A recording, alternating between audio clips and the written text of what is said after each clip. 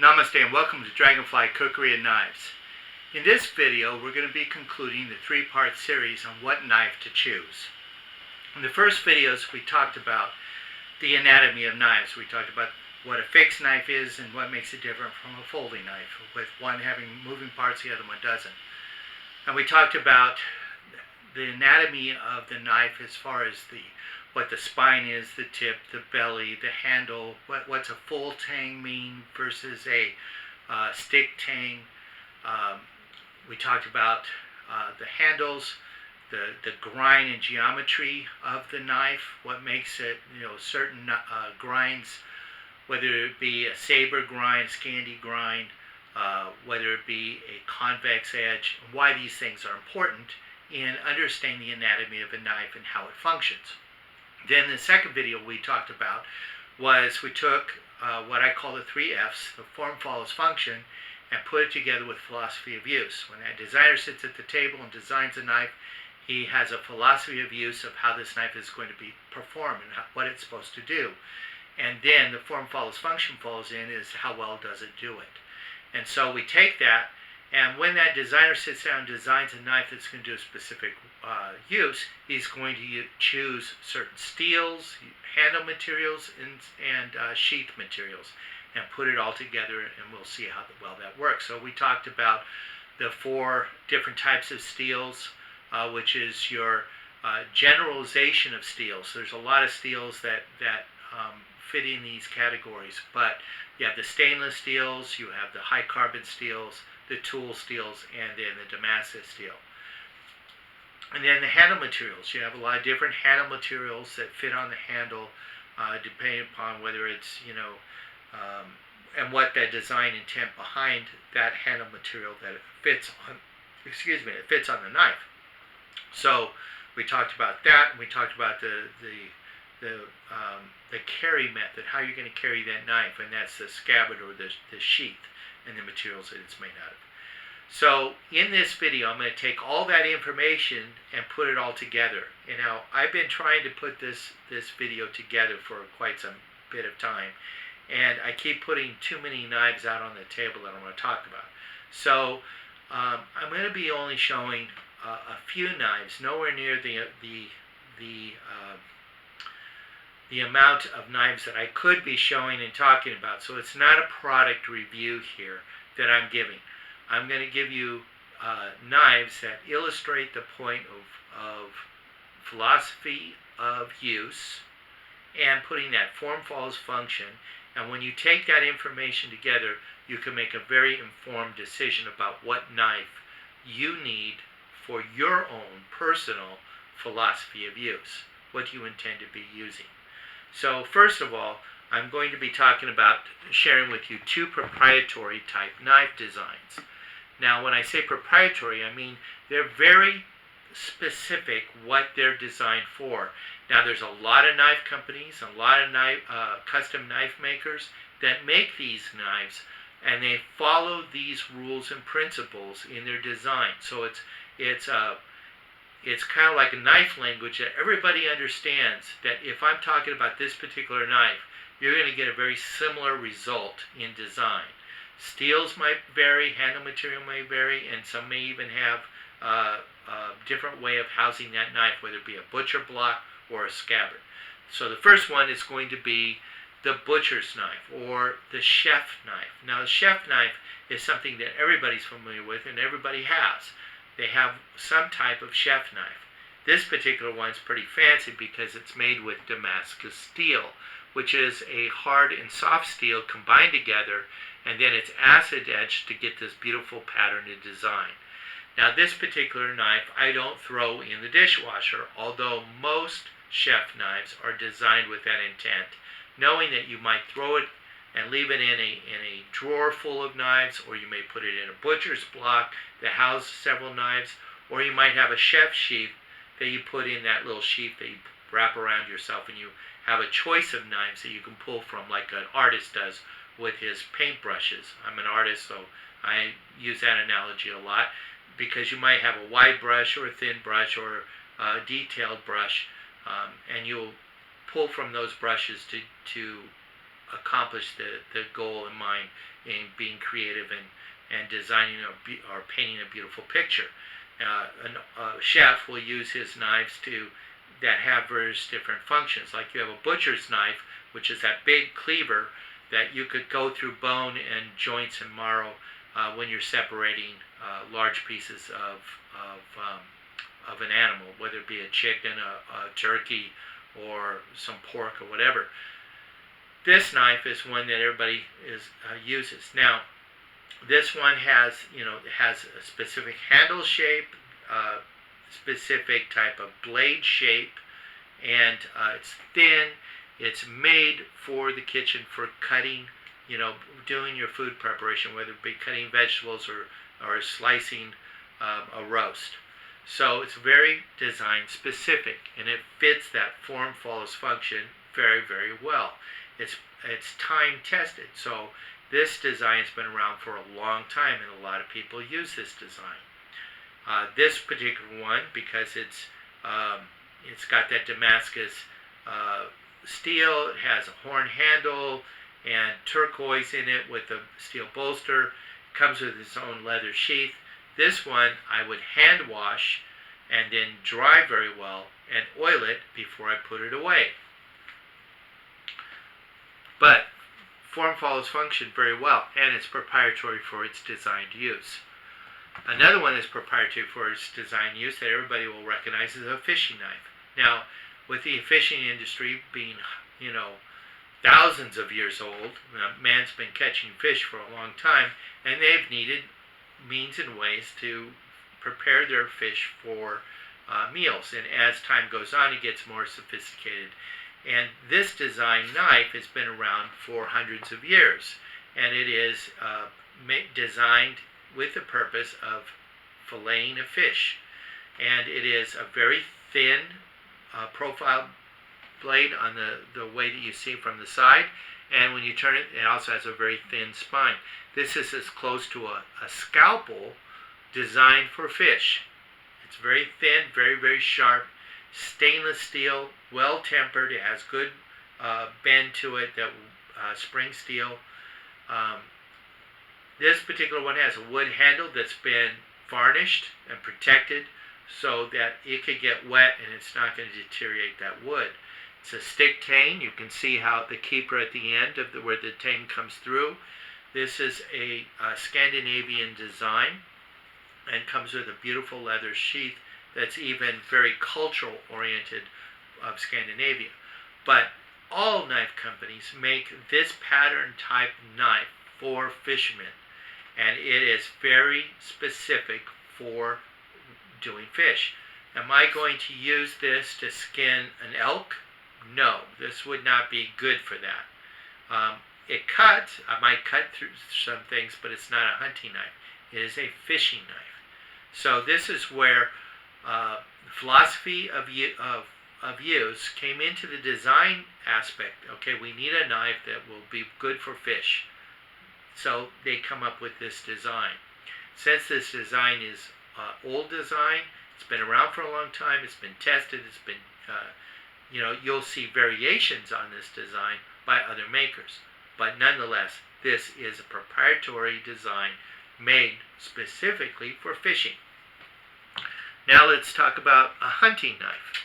Now, I'll give you two examples. One I'll talk more about, the other one I'll just show. This is a hunting knife that's been around for a very long time by a company that's been around, I think, in at the end of the 19th century and at the beginning of the 20th century, called Case. It used to be, I think, Case and Sons, and now it's just known as Case USA. This is a company that's been around making knives and hunting knives for a long time. This is one of their standard hunting knife patterns. It's what's called a trail point. So the tip of the blade almost comes up to equal where the back of the blade is flush with the handle. Okay, so it's a trail point. As you can see, it's very curvaceous. So this allows it, even though it looks a little bit like a buoy with that clip here, it's a trail point design designed for slicing, for getting in there and processing an elk, any type of deer. It can even process smaller animals like rabbits. It's a hunter's knife. It's a hunting knife.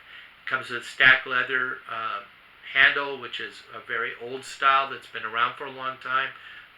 This probably has aluminum bolster, which you could, use for balance.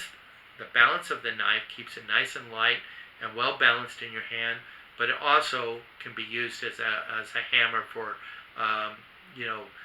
maybe a tent stake or something that, like breaking a nut, for instance, for using it for protein. This is a hunter's knife. Now, it being a very thin blade, it kind of falls in the same category as your kitchen knife in many ways. So there's going to be some limitations as to what this knife can do. It is designed for hunting. One that, this one is Case. This is a not too expensive knife, and it's still available. You could get it on Amazon. Now, this knife is a Buck Rivers knife that's designed for hunters, and it's a much smaller knife. It is also a design that's been around for a while as far as having a very curvaceous blade that is good for slicing, good for getting in between the skin of the animal and separating the skin from the flesh. So this particular knife has an A2 tool steel blade, very curvaceous, and it allows me to get up there really close to that tip and be able to do my skinning with it and process my my deer or my rabbit. It's very good. What's nice about it too is it comes with a scabbard that is ambidextrous, which allows left hand or right hand carry, which is also very good. But this is more proprietary for hunting. It can do feather sticks. It does have a 90-degree spine on it. I could throw sparks off a ferro rod with it, but it has its limitations. So form follows function with its design, the philosophy of use for this knife. It does it very, very well. Now, let me get into a very important thing here. When you're sitting at a table and you're thinking about buying a knife, what's very, very important is how does that knife feel in your hand? When you hold that knife and it feels clunky or fat, or there's parts about the handle that cuts in your hand and makes it feel uncomfortable, this is a knife that even though you may like what it looks like, it may not be the right knife for you. Even though the blade itself might be able to, it may be a hunter's knife, so it would be able to process an elk or a deer very, very well, the blade itself. But the handle just feels clunky, or it has parts in it that hurt your hand. That's the knife that you probably should not buy. Plain and simple. If it's a knife, and let's say that knife costs $300, and yet you pick up a knife that costs $30 and it fits in your hand really well, and it has some of the same design elements that the more expensive knife has for that it was made for hunting, that's a knife you should pick up and buy, even if you could afford that $300 knife, because it's comfortable and it fits in your hand. So this segues right into what is called an everyday carry knife, an EDC. Now, most people, or a lot of people, carry a folder as an EDC. I do. I carry this knife. This particular one is my everyday carry knife. The only time it comes out of my pocket is if I'm entering a building that I'm not allowed to carry this in. Otherwise, it stays in my pocket. And believe me, when I come out of that building, I take it out of my car, where I put it in my car, and I put it back in my pocket. It stays with me all the time. Now, this particular knife is made by Kershaw. It's about a $20, $25 knife that I bought at Big 5 Sporting Goods. It has a G10 scale handle on one side, and then it's all metal on the other. It's what's called a frame lock. In other words, the handle itself becomes part of the locking mechanism. It's also an assisted open. You have a little flipper here that allows me to open this really quickly with one hand. And the liner lock here, or the frame lock, the frame actually moves in and locks that blade into place. So this is a very nice and useful knife. It's a straight edge, doesn't have any serrations, which is what I chose it to be. I like it that way. And it has a drop point, which I also like, which I'll explain later. It goes in with philosophy of use for me. I used to be a fireman, and so and most of the scenes that we rolled up on were accident scenes. So 90% of our calls were accident or injury related. They weren't necessarily putting out fires. The fire team that I was a part of, we lived in a rural area, and it was all volunteer. So none of us got paid for going out, but our community raised the money to build a fire station, buy our rigs, and pay for our training and all that. So in many ways, they paid for us by giving us the supplies that we needed. So this was a knife that I find very useful because of that drop point, and I'll explain later. But this is a great EDC knife. Now, there's limitations to a folder. A folding knife can do so much and then it stops, where a fixed blade knife can carry on a little further. So I will always carry my folder, but I might carry it along with another EDC knife. Now this particular one is my personal favorite, and there's so many things that work well for it. It's a great knife to talk about philosophy of use coupled with form follows function. Now the designer, this was I forget the gentleman's name and I apologize, who worked with Mike Stewart at Bark Rivers, and they did a larger knife of this and this knife. So there was two knives that were, they worked as a design team in doing this knife. That knife designer is a superb knife designer, and I wish I remembered his name right now. But he nailed it 100% with this knife, and I'll explain why. Number one is the scabbard. Let's talk about the scabbard. This is a small knife, relatively speaking, yet it's a sheath knife. It's a fixed blade knife, and it fits on your belt. Now, this knife is what's called a pouch design, the style of sheath. It's made out of leather. The pouch design allows for it to accommodate both left hand and right hand carry. So it's ambidextrous. Number one, great. Also, it allows for horizontal carry as well as vertical carry. That's another plus. So now I have a variety of ways of carrying this on my belt. Me personally, I like the vertical carry, although there are times when this might really work. I could also unsnap this and put it on my backpack, and I can orientate it different ways, which is also good, providing that my strap fits in the width of the straps, and I can still stamp them. Okay, that all is a factor. Now, let's talk about the knife. This knife can do a lot of things extremely, extremely well.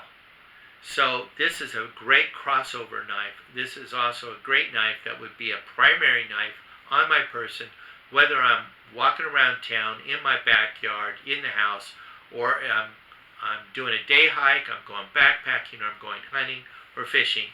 This knife, or camping, this knife would be great. It would also be a great military knife. It would service the military very, very well. It would service emergency personnel very well, whether you're a police officer, highway patrolman, fireman. Okay. Now, this knife fits my hand really, really comfortably. The ergonomics of this handle is excellent. There's no sharp edges on it.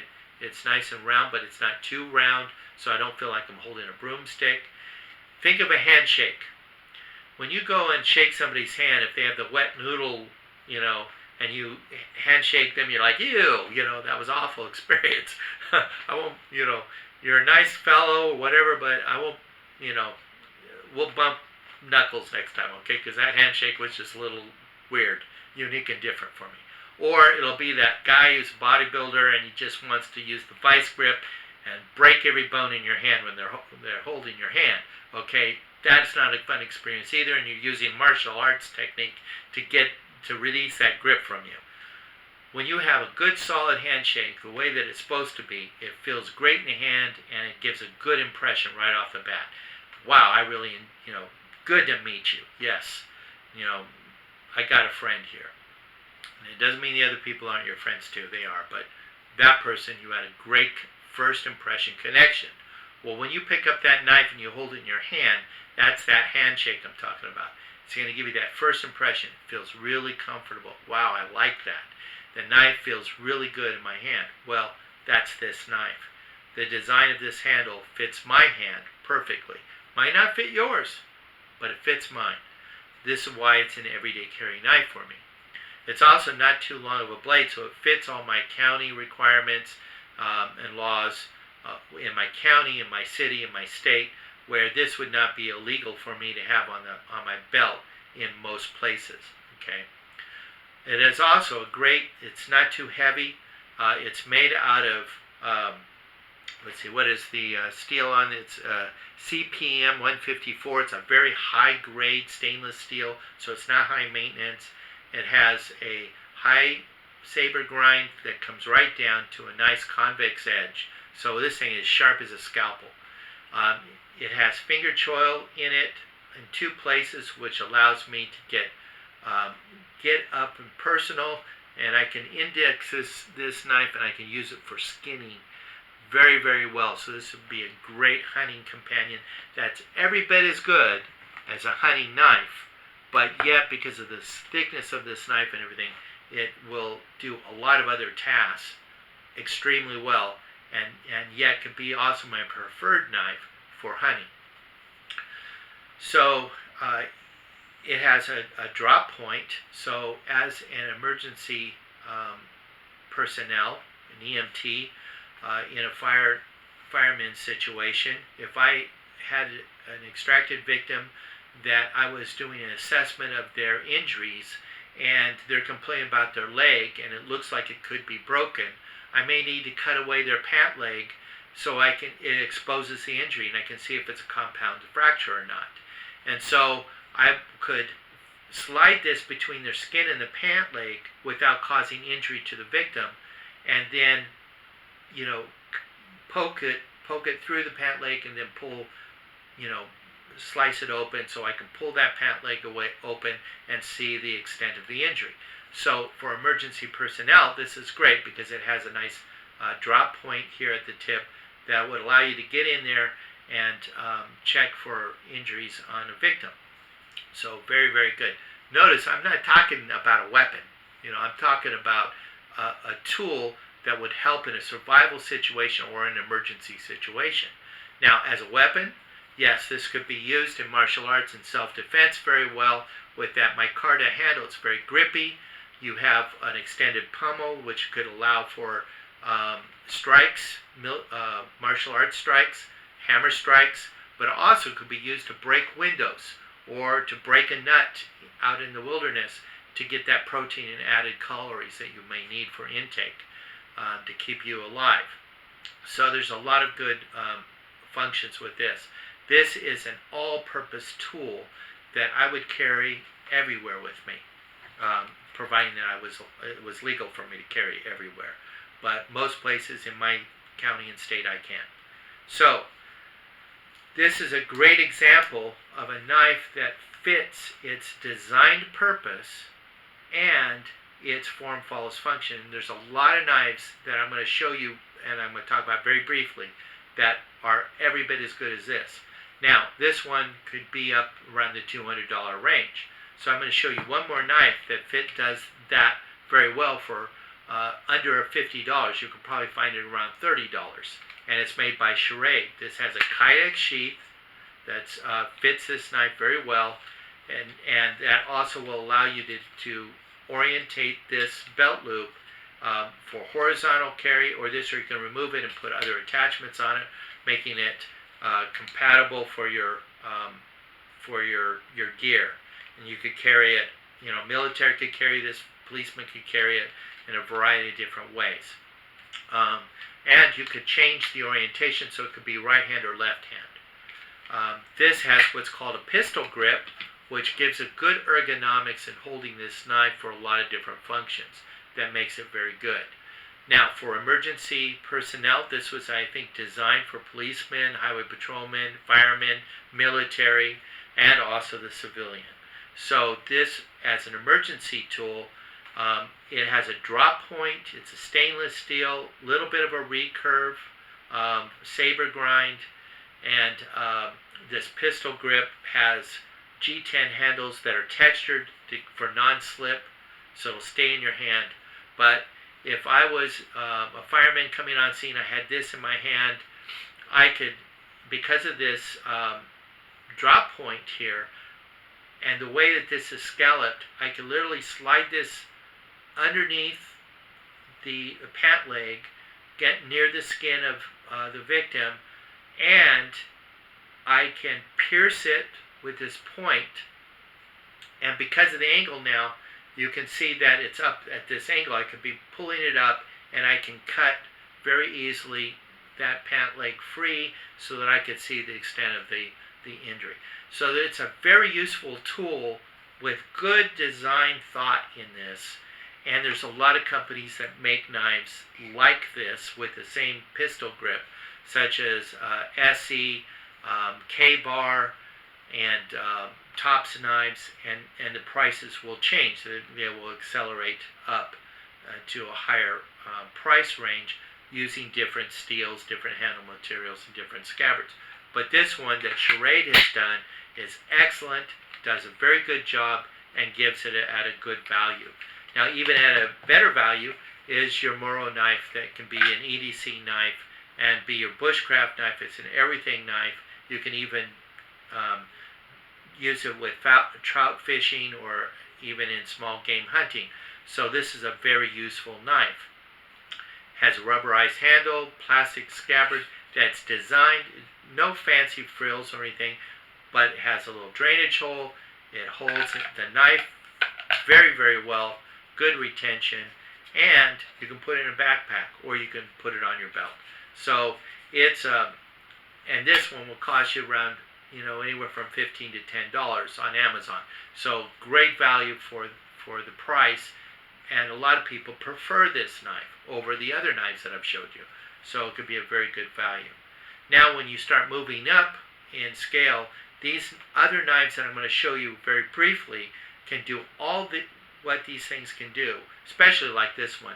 Think of this knife just bigger, okay? Because everything about this knife, these other knives have in them as well. One new company that's out that has nailed all the points that this knife has, and they do it with all the knives that they make. And they make a few of them. They don't have a huge selection, but their selection is growing. But they're doing it very well, and that's Work Tough Gears. Very, very good knife. There are guys that are coming out of Taiwan that do a superb, superb job. And these guys use the knives. So they understand the philosophy of use, and they integrate it into their designs extremely well. And they're putting out a product that puts a knife in a good mid-range price range, that you're getting a high-end quality knife for a fraction of the cost. So instead of $300 knife, you're getting a $300 knife that you're going to buy for just a little over $100. So this one has a Kaida sheath with they have different, some of their knives have the nylon belt loop, and this one has the Kydex. This can be oriented differently. It's left hand or right hand, so you can move it on either side. Push ramp, good retention, not a lot of rattle. This is a good steel. This is in the high carbon steel range. It's SK85, which is a Japanese high carbon steel that's equal to 1085 here in the States. They heat treat it and temper it very well, which we talked about in one of the other videos. This has a drop point with a slight recurve, so it's a great chopper, great slicer. Could be used in hunting, bushcrafting, 90-degree spine. You could throw sparks off a ferro rod. Has a finger choil and some jimping up here at the top that allow you to give safe and secure purchase. You could do your whittling. Handle material, G10, and contoured perfectly to have that good handshake feel that I'm talking about that this knife had for me. This is a very comfortable knife, and I would use this, carry this with me as a primary knife, absolutely. These two knives together would be a great companion set. This one could do your heavier chopping. You could split some wood with it by batoning it. You could also build a shelter, and you don't have to worry about this knife failing on you. So it does it very, very good. So this and this are equal in their ability of what they're designed to do and comfort level. Very comfortable knives, very good. Another knife made by Buck that's in that $100 range was designed by a man who's no longer with us, who trained people on bushcraft and survival skills, and his name is Ron Hood. Ron designed knives for Tops, which they still make. He designed a couple knives for Buck knives, and even his wife got into designing knives, which is her design that she made for with Columbia Rivers. This one and this knife together would be a great companion set, or this and this. You could carry these knives in the field. This one is a heavy chopper. It's a very good knife. I'm not going to spend too much time talking about it, but she got everything right in this. Her name is Karen Horn, and she's picked up the mantle of her husband and still does the survival training and newsletter, and has got in there and done some knife designing herself. 90-degree spine, recurve blade, big enough to be a great chopper. You can baton with this knife. You could throw sparks of a ferro rod. She skeletonized the handle but uses micarta handle slabs with 1095 high carbon steel, extended pommel. Everything about this knife is right. She nailed it. They didn't do so good on the scabbard, which I'll talk a little bit about. It houses a knife, has great retention. This part of the scabbard is good. The part that failed was this loop. It's just Velcro and a nylon strap. If that Velcro fails, like it comes off, or the teeth start getting impregnated with a lot of dirt and stuff, and it doesn't hold real well, you could lose this knife out in the field. Otherwise, it's a good scabbard. Ron Hood, with Buck Knives, got everything right with this package. Everything. It's 100% as far as I'm concerned. Form follows function very, very well. Tops is a company that makes this type of ballistic nylon with a lot of these features that they don't do as well as Buck did with this particular package. This one has two fail-safe ways of protecting your knife and keeping it in its scabbard. Number one, so they have this lanyard for retention, or without that, you have this snap closure. Now, it has a plastic insert in this ballistic nylon that is ambidextrous. So in other words, I could put this knife for left hand or for right hand. So that they nailed. Tops doesn't always do that. A lot of their plastic inserts are proprietary for that one particular knife and only allows for right hand carry. Now, if you go to the website on Tops, you can probably request a plastic insert to go into this ballistic nylon that would be ambidextrous. But you have to go to the website to do it, and it'll cost you a little extra. So this doesn't change the price of the knife to have it ambidextrous. Another thing is that they have the same closure system with the elastic, so if this fails on you, breaks or whatever, you could slip it under this elastic and you still have, you could keep your lid and the contents of your inside of this whole pouch in there. It allows for easy access to your belt, which is very good. The only thing that I think they should do is put a snap on there as well. So if the Velcro fails, you still have the snap, or either or, vice versa. But it's MOLLE compatible, so even if that did fail on you and you have your backpack, you can put it on your backpack. It's a great survival knife. This was his design. Again, that handshake that I'm talking about is excellent. Very comfortable in the hand. He uses micarta scales, full tang, extended tang. Have a integrated finger control, so you can get up there real close and do your whittling. It's got a little bit of a drop point, so again, for us emergency guys, it would facilitate in that capacity in doing victim assessment of injury. 90-degree spine, throw sparks off a ferro rod. So this is an excellent design And 100%, this is very, very good, and it's not a very expensive knife in comparison. So, very, very good. Now, Charade makes a knife very similar to this that would do all those functions and do it very well for even less money. You could get either one of these knives. It's exactly the same knife, same scabbard. Only difference is you've got different handle materials.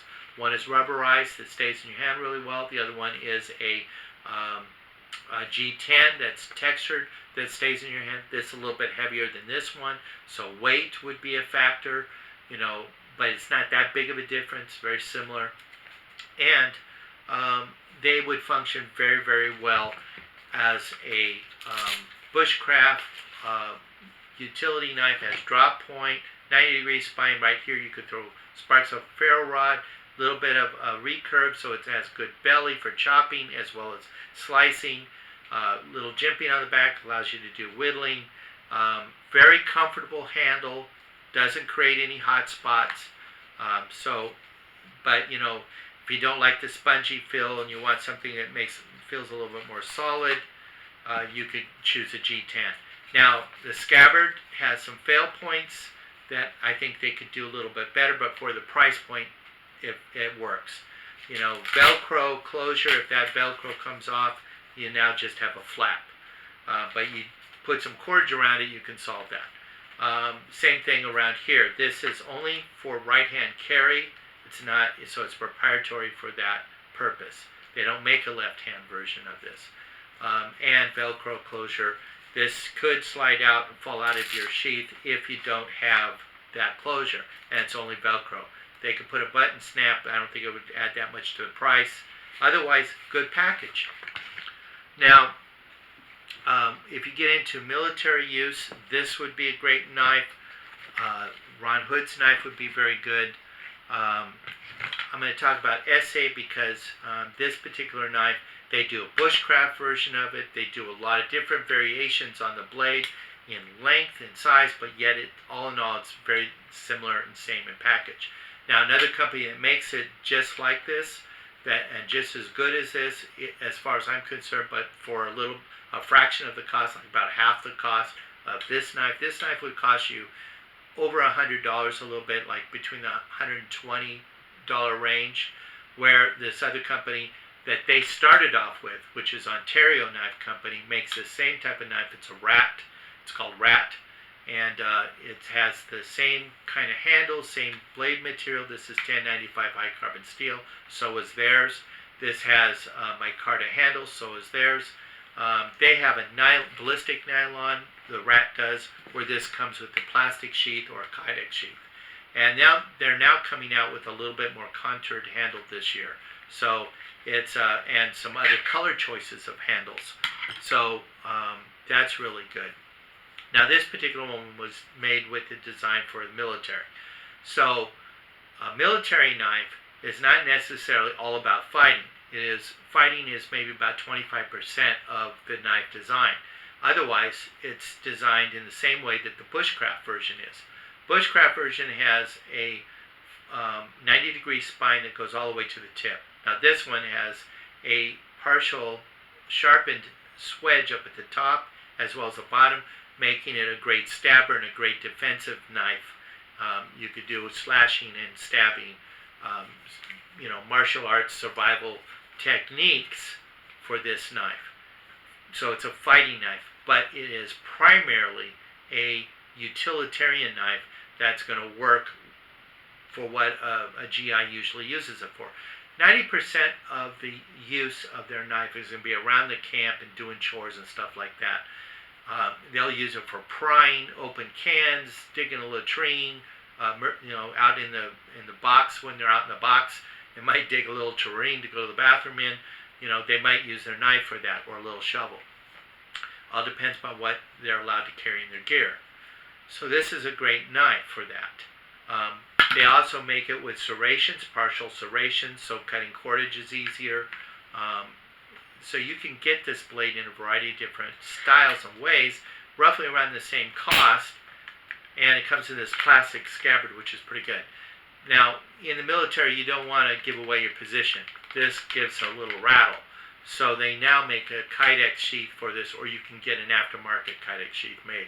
Same thing with the Rat.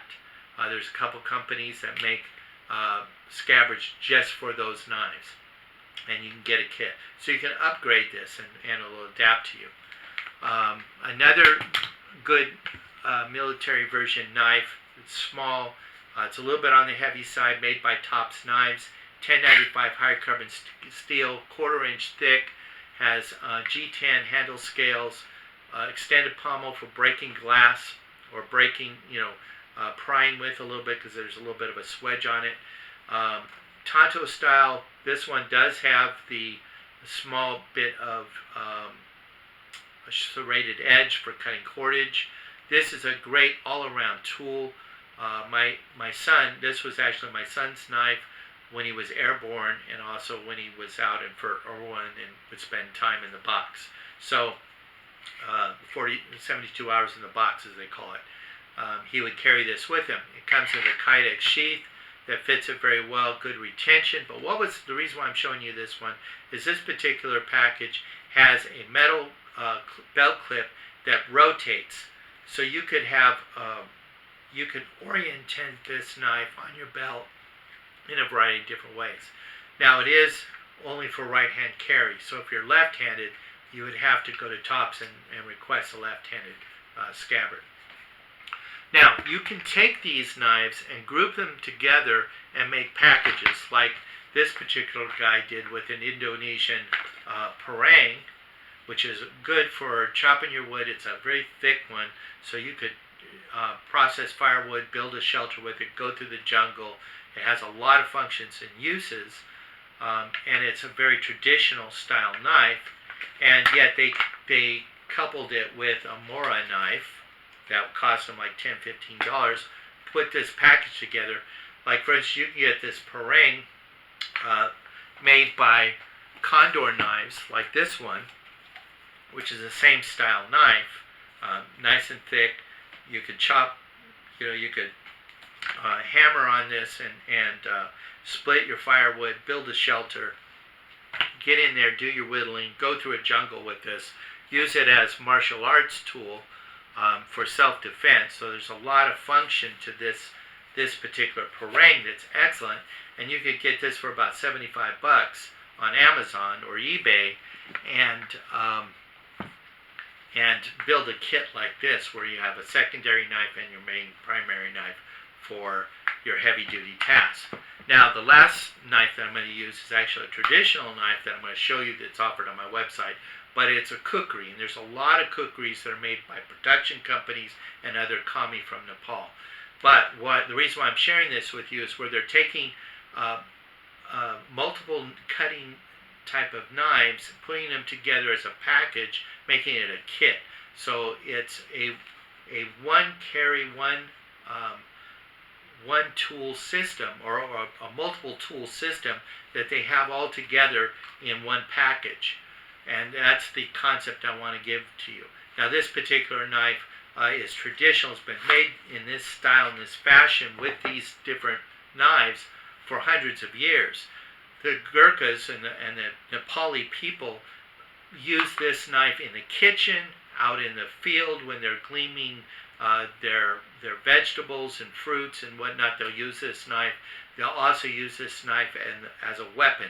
The Gurkhas made this knife famous in their service with Great Britain. It's called a kukri.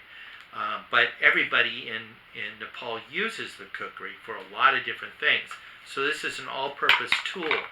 Now the shape of this blade is a bit odd from the other knives that I showed you, but it works with physics. So it's made very good for chopping. The angle of it is ergonomic for your arm and your hand and your wrist to eliminate injury to yourself in the use of this knife. Now this particular one was called a British Standard Issue style. It was very popular during the 1950s on up to the early 1990s, and then they reshaped and reformed it. But this one is an excellent chopper. You can whittle with it. You can do a lot of things with this knife. And it comes in this scabbard. Now, when the Gurkhas started going along with the Brits during their campaigns in war, they had to go with their standard gear. So then they introduced the frog system of carry, and hence this is a scabbard, not a sheath. It fits in that and can be taken in and out of it, as you just saw me demonstrate, and it'd be carried on with their regular gear. Now, what makes this a nice package is that you have a tender pouch, which you could put your tender in. So this is an old school version of what this knife offers you with this little pocket here. Then it also allows you with a sharpening tool and also something to strike against a river stone to cause a spark, or you could also scrape it off of a ferro rod and throw sparks. And you could also take rolled edges out and sharpen your cookery with it. So they provided that with this system, and a secondary knife for skinning small animals and processing your food. So this was an all-carry system that provided a small knife and a large knife together. So when you take that principle and you take a large chopping knife and you combine it with a secondary knife for your finer task and maybe your little EDC pocket knife, now you have a 3-knife system that will fill everything that you need out on a campsite, out on the trail, hunting, whatever. This is a survival gear package where you take a 3-knife system and you have everything you need. You might add a little saw, you might add a hand axe, but other than that, these 3 knives together would be a great kit together. But remember, when you're selecting your knife, does it feel comfortable in your hand, and can you see yourself feeling a loss if you didn't have this knife with you when you're out in the field? So, where can you get a lot of these knives? Amazon, eBay. You can go directly to the makers' websites and purchase them from them. Like, you could go to Charade's website. You can go to Buck Knives website. You can go to K-Bar's website. A lot of them have abilities for them to buy directly from them, or you can buy from all these knives are available on Amazon. And then, Bark Rivers knives, you can get a DLT Trading Company, and also Knife Ships Free. They have a lot of these, and then you can also find them being sold on eBay or Amazon as well. They might not have the handle selections, but you'll find all the blades, shapes, and sizes that would fit those niches. Visit your local cutlery shop, visit your Big 5 sporting goods, handle the knives so you get an idea of what you want and how they feel. Then you can go, if you don't want to purchase from them directly, you could go on the internet and maybe find them for a few dollars less. Again, there are knives out there that you could spend $30 for that will work excellent for you and be every bit as good as the more expensive knives, just may not be as pretty or come in an overall package. However, when you're wanting or willing to spend a couple $100 for a knife, you're going to get, if you know what you're looking for and you use that form follows function and the philosophy of use to it, and you have your own personal philosophy of use, you can find a knife that will be a good match for you. I hope this was good information that will help you make intelligent decisions in your next knife purchase, whether it be your first knife or an additional knife that you're going to add to your kit, or as you continue to collect knives as a knife collector like me, you can take this information and apply it, and you'll make very good intelligent choices for knives that you will use. There's no sense in having a tool that you're not going to use.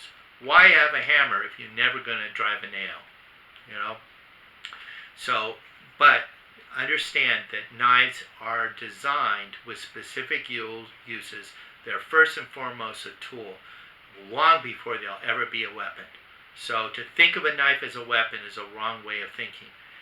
I can make a rock a weapon, I can make a pencil a weapon, I can make a gun a weapon, I can make my hands and my feet a weapon, as well as I can make a knife a weapon. So to think of a knife just as a weapon is the wrong way of thinking. These are tools, first and foremost, that have very specific design purposes and uses. So thank you very much for watching this.